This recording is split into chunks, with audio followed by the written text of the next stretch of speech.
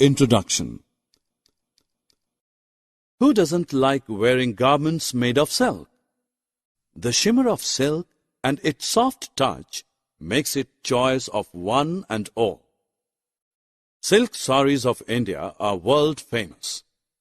In India, silk is considered auspicious and is associated with festivals and celebrations.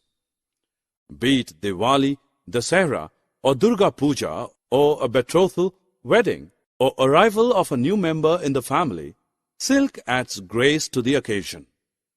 In this lesson, we will learn about the characteristics and types of silks and also understand how the silk fabric is obtained from silkworms.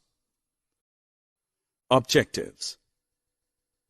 At the end of this lesson, you'll be able to understand what silk is, know the history of silk, list the characteristics of silk, explain the life cycle of a silk moth, describe the process of obtaining silk from cocoon. Silk is a natural protein fiber of exceptional strength, texture, and luster. The shimmer of silk fiber is the result of its triangular, prism-like structure. Silk is produced by many insects such as silkworms, bees, wasps, and ants that use it for building their nests. Spiders also produce silk, but the silk produced by silkworms only is processed into silk fabric. Silk was discovered first in China by a Chinese empress as far back as 3500 BC. In India, there is evidence that silk was in use during the Indus Valley civilization. Today, India is the second largest producer of silk. Bulk of it is produced in Karnataka. India is also the largest consumer of silk in the world. Some famous silks of India are Dharmavaram silk, Kanjivaram silk, Mysore silk, Banaras silk, Murshidabad silk, etc. Silk is a strong and resilient fiber. It is soft to touch, but at the same time, it is not slippery. It has sheen and luster. It is hypoallergenic, that is to say, it causes less allergies in human beings. It absorbs moisture. Silk is warm in winters and cool in summers. It is easy to maintain. Tussar silk, Munga silk, and Kosa silk are different varieties of silk. These silks are obtained from the cocoons spun by different types of moths. Mulberry silk is the most popular of all categories of silk and is produced by mulberry silk moth that completely feeds on the leaves of mulberry plant. These moths are reared indoors and completely domesticated. Most of the commercial silk is mulberry silk. The silk obtained from the cocoon of this moth is soft, lustrous, and elastic and can be dyed in beautiful colors. It is time to check what you have learned. Drag and drop the correct options into the blanks.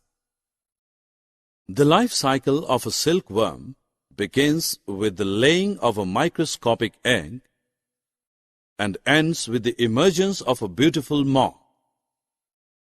Let's look at the different stages in the life cycle of a silkworm. The female silk moth lays tiny microscopic eggs at the end of summer. They remain dormant till spring. Come spring, tiny black caterpillars or larvae emerge from these eggs. These caterpillars feed on mulberry leaves and grow bigger and bigger. Then they spin a protective cocoon of silk threads around themselves. These cocoons are white or golden in color. Inside the cocoon, the caterpillars change into pupa. As long as the caterpillars pupate, they do not eat. After 2 or 3 weeks, beautiful silk moths emerge from the cocoons. Silk is processed from cocoons. Once the silkworms spin a protective cocoon around themselves, these cocoons are boiled in hot water to separate the silk fiber from the worms. Each cocoon is made of one single silk thread.